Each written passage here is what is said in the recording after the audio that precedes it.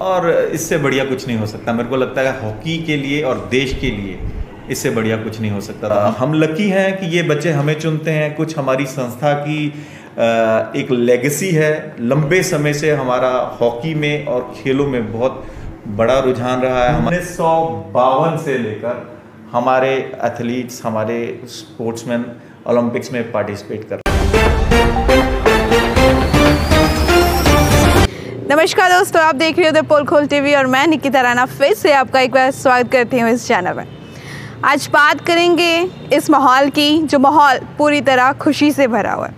मानो कि लोगों का खुशी का कोई ठिकाना ही नहीं। कारण 41 साल बाद एक हॉकी की जीत। जी हाँ, इस बात से आप खूब तरह वाकिफ़ होंगे कि इस वक्त इंडियन हॉकी टीम ओलंपिक्स में ब्रॉन्ज मेडल लेके आ चुकी है और ये जीत पूरे 41 साल बाद हुई है। सफ़र बहुत ही लंबा था, बट कहते हैं ना, कोशिश करने वालों की कभी हार नहीं होती। इस वक्त आप मुझे देख सकते हैं कि मैं डीएवी कॉलेज की बिल्डिंग के बाहर खड़ी हूँ। आपको बता दूँ, यहाँ आने का कारण है हमारे ब्रॉन्ज मेडल का। बताया जा रहा है जो खिलाड़ी हैं हॉकी टीम के, 8 खिलाड़ी इस कॉलेज के हैं। पूरी मेहनत यहाँ से कराई गई और ये दौर खेल का डीएवी कॉलेज से आज का शुरू नहीं हुआ। ये दौर 1980 से चल रहा है, जब खिलाड़ी यहाँ से खेल रहे हैं। कई गोल्ड, कई ब्रॉन्ज मेडल जीत के डीएवी कॉलेज के स्टूडेंट्स लेके आ रहे हैं। तो आपको ये सुन के बहुत ही आश्चर्य होगा कि हमारे देश के क्रिकेटर कपिल देव जी की बात कर रही हूँ मैं। उनके कोच भी इसी कॉलेज के स्टूडेंट रह चुके हैं, नाम देश प्रेमचंद। इस बात को सुन के मेरे दिल में बहुत हैरानी हुई कि वो अभी भी, मतलब इस वक्त वो स्वर्गीय हो चुके हैं, बट जब तक वो थे उन्होंने इस कॉलेज का हमेशा धन्यवाद किया। पूरी जानकारी लेते हैं इसके बारे में डॉक्टर मनु सूद से, जो कि इस वक्त head of the department of physical education and sports के। चलिए बात करते हैं। नमस्कार दोस्तों, आप देख रहे हो द पोल खोल टीवी और मैं निकिता राणा स्वागत करती हूँ आपका फिर से एक बार इस चैनल में। और आज हम बात करेंगे ओलंपिक्स की, कि इस वक्त जो देश में खुशी का माहौल बना हुआ है कि 41 साल बाद फिर से हॉकी टीम जीत कर आई है। इस वक्त हॉकी टीम ब्रॉन्ज मेडल लेके इंडिया का नाम रोशन कर चुकी है। और आपको बता दूं कि इस वक्त मैं डीएवी कॉलेज में हूँ। मेरे साथ डॉक्टर मनु सूद बैठे हुए हैं और इनसे बातचीत करते हैं, जानते हैं हॉकी टीम के बारे में। तो मैं आपको बता दूं कि इनको पूरा 26 साल का एक्सपीरियंस है और ये 26 साल से स्पोर्ट्स का पूरा देख रहे हैं। और इस वक्त ये डीएवी कॉलेज में 2006 से department of physical education and sports के हेड हैं। तो चलिए इनसे बात करते हैं।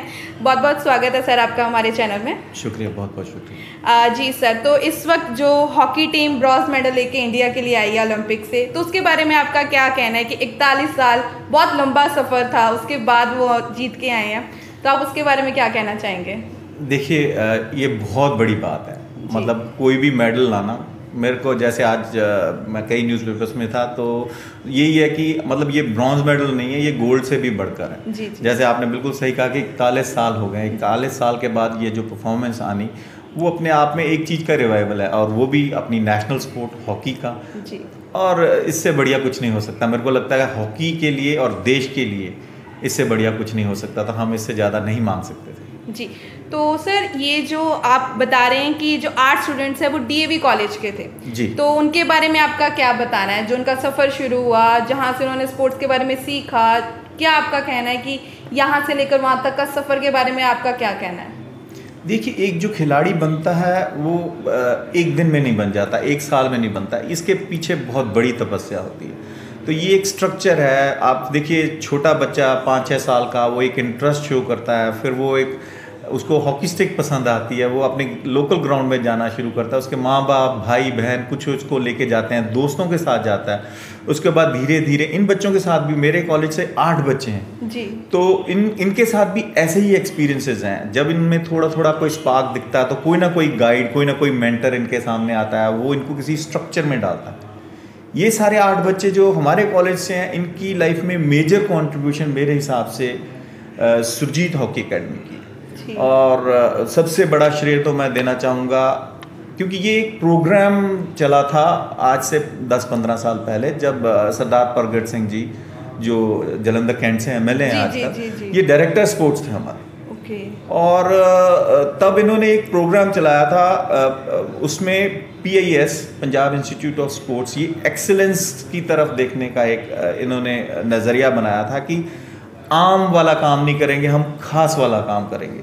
ज़्यादा लोगों को इसके बारे में नहीं पता। आज लोग सेलिब्रेट करते हैं, खुशी में सब कुछ करते हैं, लेकिन जहाँ से ये शुरू हुआ वो कभी भूलना नहीं चाहिए जी। सरदार परगट सिंह का ब्रेन चाइल्ड था, एक टीम वर्क था। सरदार सुखबीर सिंह गरेवाल वो खुद बहुत अंतर्राष्ट्रीय खिलाड़ी रहे हैं जी जी। तो और बहुत ही डायनेमिक एंटरप्राइजिंग पर्सनालिटी हैं। उनका विजन था और परगट सिंह जी इन दोनों ने मिलकर एक विजन क्रिएट किया और उन्होंने एक स्ट्रक्चर क्रिएट किया जिसमें आप सोच सकते हैं कि कोचेस को फॉरेन भेजा गया, एक सिस्टम लाया गया, उस सिस्टम के तहत इनकी पर्टिकुलर ट्रेनिंग की है और उसका रिजल्ट अब आपको इसमें दिखाई दे रहा है। वैसे तो रिजल्ट अगर हम कहें कि आज से 5-7 साल पहले आने शुरू हो गए थे, हाँ जी। लेकिन ये पिनैकल है। मैं तो ये कहूँगा कि मैं आशा करता हूँ कि आने वाली ओलंपिक्स में हम गोल्ड पे जाएं, क्योंकि भुवनेश्वर में 2019 में भी जो वर्ल्ड कप हुआ था तो हमारी अच्छी परफॉर्मेंस थी।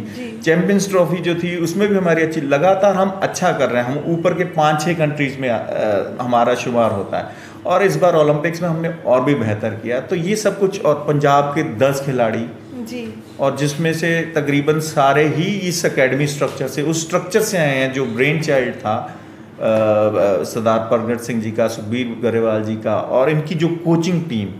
अगर आप यहाँ जलंधर में सुरजीत एकेडमी में जाएंगे तो आप देखेंगे सरदार अवतार सिंह। अब मेरे को सबका नाम नहीं याद आता तो मेरे को ये लगेगा कि I am robbing them of some credit, लेकिन मैं ये सोचता हूँ कि उनसे ज़्यादा क्रेडिट किसी को भी नहीं जाना चाहिए, क्योंकि मैं DAV कॉलेज जलंधर में मेरे बगल में ही है और तो मैं इन बच्चों को लगातार काफ़ी समय से देखता आ रहा हूँ। मनप्रीत मेरे पास 2011-12 में एडमिशन लिया था। उस साल 3 बच्चे थे, मनप्रीत, सतबीर सिंह और रमनप्रीत जी। रमनप्रीत 2016 ओलंपिक्स में खेले थे, मनप्रीत भी खेले थे जी। तो, लेकिन इस बार रमनदीप की सिलेक्शन नहीं हुई। तो वो हमारे कॉलेज में पहला बैच था। बेसिकली स्कूल स्ट्रक्चर से 12वीं तक ये वहाँ उस स्ट्रक्चर में ट्रेनिंग करते हैं, उसके बाद दूसरा स्ट्रक्चर चाहिए तो कॉलेज और यूनिवर्सिटी स्ट्रक्चर में ये बच्चे हमारे पास आते हैं। तो हम लकी हैं कि ये बच्चे हमें चुनते हैं। कुछ हमारी संस्था की एक लेगेसी है, लंबे समय से हमारा हॉकी में और खेलों में बहुत बड़ा रुझान रहा है। हमारी मैनेजमेंट इस चीज़ का ख़ास तौर पे विशेष ख्याल रखती है। तो अगर आप देखेंगे हमारे बोर्ड के ऊपर तो 1952 से लेकर हमारे एथलीट्स, हमारे स्पोर्ट्समैन ओलंपिक्स में पार्टिसिपेट कर रहे हैं और हॉकी में तो एक बहुत बड़ा नंबर है। तकरीबन सारा बोर्ड अगर देखेंगे तो दूसरी गेम्स में तो बहुत कम है, हॉकी से ही है। तो शायद ही कोई ऐसी ओलंपिक्स है जिसमें हमारे कॉलेज के पुराने विद्यार्थी नहीं खेले हैं, तो 1-2 कोई ऐसी होंगी। और इस बार जब पहले टीम अनाउंस हुई थी 16 खिलाड़ियों की, तो उसमें हमारे 6 बच्चे थे। उसके बाद ओलंपिक कमेटी ने 3 प्लेयर्स को फिर से अलाउ किया, उसमें 3 में से 2 बच्चे हमारे और आ गए, तो हमारी जो स्कोर था वो 8 हो गया। लेकिन इसमें जो ज़्यादा क्रेडिट है, ठीक है, ये बच्चे हमारी संस्था को चुनते हैं, उनको लगता है कि यहाँ से हमें और आगे हमारा प्रोग्रेशन होगा। तो हम इन बच्चों के भी आभारी हैं, इनके माता पिता के भी आभारी हैं, और विशेष तौर पे जो स्ट्रक्चर जहाँ से ये नीचे से आते हैं, जो पेडिग्री क्रिएट की जाती है नीचे के लेवल पे, उसके लिए हम बहुत धन्यवादी हैं। और आज इन्होंने देश के लिए अच्छा किया है तो मेरे को बहुत ज़्यादा खुशी। हाँ, बात तो सही है सर, गर्व वाली तो बहुत ही ज़्यादा बात है। गर्व जो इस समय जो पूरे देश है, जो गर्व महसूस हो रहा है, मैं कह रही हूँ कहीं ना कहीं जो सबसे बड़ा हाथ है वो आप टीचर्स का ही है। तो सर आप बताइए कि जो स्पोर्ट्स पर्सन होता है उसे मोटिवेशन जब चाहिए होती है, कहीं ना कहीं जब स्पोर्ट्स पर्सन होता है वो डिमोटिवेट भी होता है, हर टाइप का जॉनर आता है उसके लाइफ में, जो मोटिवेशन वो कहाँ से, किस तरह से आप लेके आते हो उसके अंदर? देखिए, एक स्पार्क होता है जो वो हर एक खिलाड़ी के अंदर होना चाहिए। पहले आग आपके दिल में होनी चाहिए, तभी आप कुछ कर सकते हैं। आपका कोच वही है ना, गधे को या घोड़े को पानी के पास ले जाओगे पर पानी पिलाने के लिए आप मजबूर नहीं कर सकते। तो सबसे पहले तो नेसेसिटी है, एक स्पार्क होना चाहिए खिलाड़ी में, तो उसके बाद ही आदमी खिलाड़ी बन सकता है। बेमना आदमी कभी नहीं खेल सकता।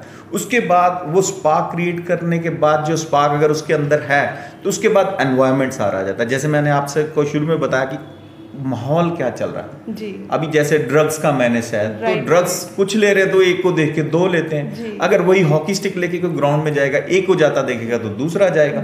और वहाँ पे अगर अच्छा माहौल क्रिएट हो जाएगा, वहाँ पे कोई गुरु अच्छा मिल जाएगा, वहाँ पे ऑर्गेनाइज सिस्टम से काम करवाने मिल जाएगा, तो अपने आप उसमें प्रोग्रेशन होना शुरू हो जाएगा।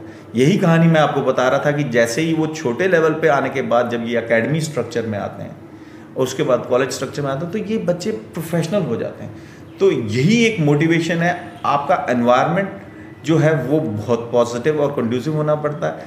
और स्पोर्ट्समैन में टॉलरेंस जो है वो बहुत ज़्यादा जरूरी है। आप देखें हैरानी, मतलब सब बच्चे एग्ज़ाम देते हैं कॉलेज में, स्कूल में, सब पास होते हैं, किसी के 90% पास है वो भी खुश है, 97 वाला भी खुश है, जिसके 70 आते हैं वो भी खुश है और 40 वाला भी खुश है जी।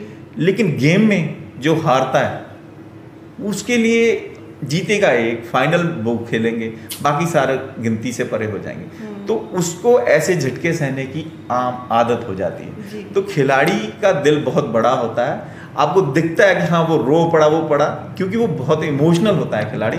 लेकिन मैं ये कहूँगा कि खिलाड़ी में सहन शक्ति भी बहुत होती है। तो ये स्पार्क जो है जिस खिलाड़ी में नहीं है वो कामयाब नहीं हो सकता। और हमारा टीचर्स का विशेष तौर पे जैसे हमारे कॉलेज स्ट्रक्चर में हमारे पास आते हैं तो साइकोलॉजिकल, क्योंकि स्कूल स्ट्रक्चर में ये सारी प्रिपरेशन तकरीबन बच्चे काफ़ी अच्छे हो जाते हैं, कॉलेज में आने के बाद उनको हमारी यही कोशिश होती है जितना हमारी कंट्रीब्यूशन, एक्चुअल कंट्रीब्यूशन तो उनकी एकेडमी स्ट्रक्चर से जो बेसिक स्ट्रक्चर्स हैं उन कोचेस की है। हम ज़्यादा बच्चों को जितना उनको जिस चीज़ में हम पुश करते हैं कि भी उनका जो मेंटल सेटअप है उसको इम्प्रूव किया जाए जी जी। ये सारी चीज़ें जब आप मेंटली स्ट्रांग हो जाते हैं तो आप हमेशा अच्छा करते हैं। बस यही मैं कहता हूँ कि क्योंकि हमारा एक इम्प्रेशन होता है, हम किसी से इन्फ्लुएंस्ड हो जाते हैं, किसी के प्रभाव में हो जाते हैं, ये मेरे से अच्छा है। एक टीचर का साइकोलॉजिकली तैयारी कराना उनका यही है कि आप अपने आप को ये समझो कि मैं किसी से कमज़ोर नहीं जी। जब एक पहलवान कुश्ती के दंगल में घुस गया तो सामने वाले दोनों पहलवान बराबर ही होंगे, राइट। उसके भी 2 हाथ पांव हैं, अब ठीक है जो तगड़ा होगा वो जीत जाएगा। लेकिन अगर मैं पहले ही सोच लूं कि ये मेरे को देखने से तगड़ा लगता है तो मैं पहले ही हार जाऊंगा। तो वो जो चीज़ है, ये साइकोलॉजिकल प्रिपरेशन, ये सारी चीज़ें ये दूसरे सारे प्रिपरेशन के साथ साथ मिल के आती हैं जी। तो बस आखिरी में एक क्वेश्चन है मेरा कि इस वक्त जो हमारी देश की युवा है नशे में ज़्यादा गुम हो चुकी है और दूसरी तरफ सोशल मीडिया में कहीं ना कहीं गुम हो चुकी है, और स्पोर्ट्स तो मैं बोलूँ उनके लाइफ में कभी ना होता है ना था। तो इस तरह का आप क्या मैसेज देना चाहेंगे युवा को स्पोर्ट्स को लेकर कि किस तरह वो अपने आप को मेंटली फिजिकली स्ट्रांग रख सकते हैं? देखिए, किसी की तरफ देखा नहीं जाता, आदमी सबसे पहले उसको अपने अंदर झांकना पड़ेगा। अगर मैं सड़क पे चलता हूँ तो मैं सोचता हूँ कि ये सड़क में खड्डे हैं, तो मैं उस पर गाड़ी लेके जाता हूँ तो मेरी गाड़ी का नुकसान होने का डर रहेगा। तो मैं अपनी गाड़ी को बचाने के लिए सेफ पैसेजेस ढूंढता हूँ। तो सबसे पहले चैरिटी बिगिंस एट होम। आप अपने बारे में स्वयं जब तक नहीं सोचते हैं तब तक कोई भी नहीं सोचेगा। दुनिया मतलब गलत बात है, लेकिन कोई किसी को ज़्यादा खुश देख के खुश नहीं होता है। वो बात है ना कि अगर आपका इवन यहाँ तक कि ये भी कहानियाँ सच्ची लगती हैं कि आपका दोस्त अगर फेल हो जाता है तो दुख होता है, लेकिन अगर वो फर्स्ट आता है तो और भी ज़्यादा दुख होता है। तो ये ऐसी कहानियाँ हैं। तो मैं यही कहूँगा कि जब तक आदमी अपने अंदर नहीं झांकता है तब तक वो कामयाब नहीं हो सकता। उसको अपने अंदर और एक सेल्फ बिलीफ, सेल्फ कॉन्फिडेंस लाना पड़ेगा। आप टेलीविज़न पे अब देखेंगे कि एथलीट्स की स्टोरीज निकल के आ रही हैं, लड़कियों की स्टोरीज, लड़कों की स्टोरीज। हरजीत हमारे पास जूनियर वर्ल्ड कप का कैप्टन था जब हम जूनियर वर्ल्ड कप जीते थे, वो उसके बैच के ही सारे बच्चे खेल रहे हैं। इन सब की स्टोरीज अगर आप देखेंगे तो बहुत हम्बल बैकग्राउंड और रैग्स टू रिचेस वाली पोजीशन में है, मेहनत से ये लोग आए हैं। तो जब तक वैसा आपकी साइकी, वैसी मेंटालिटी नहीं होगी तब तक आप कामयाब नहीं होंगे। ये आपके अंदर से निकालना पड़ेगा। सरकारों की तरफ देखना, लोगों की तरफ देखना, मेरी मदद नहीं हुई, ये सही बात नहीं है। हाँ, सरकार की रिस्पॉन्सिबिलिटी, सोसाइटी की रिस्पॉन्सिबिलिटी, माता पिता की रिस्पॉन्सिबिलिटी, वो उनकी रिस्पॉन्सिबिलिटी उनकी जगह पे है, उनकी ड्यूटी बनती है, सरकार की ड्यूटी बनती है, अच्छे खेल मैदान होने चाहिए, सारा कुछ होना चाहिए। पर अगर नहीं है तो क्या कर सकते हैं, वो सरकार की गलती है। उसमें आप नशे की गर्क में नहीं डल जाएंगे जी। आपको अपने आप पे विश्वास रखना पड़ेगा, आपको अपने आप को बचाने के लिए काम करना पड़ेगा। तो मैं यही कहूँगा कि self belief is most important thing. भगवान ने हर एक आदमी को बराबर का बनाया है, ठीक है। मैंने कहने का मतलब कि उसको सब कुछ दिया है, अगर वो उसको पॉजिटिव चैनलाइज करेगा तो मेरे को नहीं लगता है कि वो फेल होगा। जी, बहुत बहुत धन्यवाद सर आपका। Thank you very much. तो दोस्तों यही थी पेशकश द पोल खोल टीवी की तरफ से। बस आखिरकार में यही कहना चाहूँगी, मेहनत करें, मेहनत से ना डरें। और इस संस्था का बहुत बहुत धन्यवाद करती हूँ कि जो इस वक्त हमारे लिए ब्रॉन्ज मेडल ओलंपिक से लेके आए हैं। वो 8 खिलाड़ी संस्था के थे। तो देखते रहिए द पोल खोल टीवी निकिता के साथ। धन्यवाद।